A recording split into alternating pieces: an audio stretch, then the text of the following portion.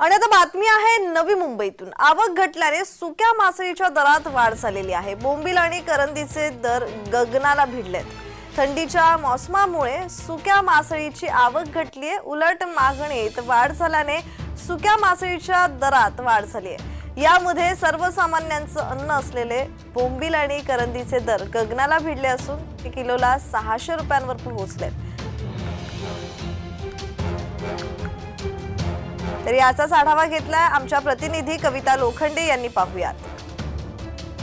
थंडीच्या मोसमामुळे सुक्या मच्छीच्या दरामध्ये जी आहे ती वाढ झालेली पाहायला मिळत आहे। आपण वाशी येथील मासळी बाजारात आहोत।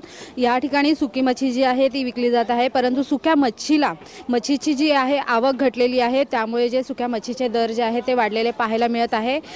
लोकांना आवडणारे जे बोंबील आहेत, करदी आहे, सुकट आहे, याचे दर जे आहेत हे गगनाला भिडालेले आपल्याला पाहायला मिळत आहेत। त्यामुळे कुठेतरी ग्राहक जे आहे सुक्या मासळीकडे पाठ फिरवताना आपल्याला पाहायला मिळत आहे। आपण मासळी बाजारातच आहोत, आपल्या बरोबर काही मासळी विक्रेते आहेत, आपण त्यांच्याशी बातचीत करूया। काय सांगाल ताई, सुकी मच्छी जी आहे ती महागलेली आहे, काय वाटतं? कारण पावसाळ्यामध्ये मच्छी सुकत नाही ना, त्याच्यामुळे जरा महागच झालंय। एकंदरच सुक्या मच्छीचे दर जे आहेत आता सध्या सुकट झालं, कर्दी झाली, काय दर आहेत, पहिले काय होते, काय तुम्हाला वाटतं?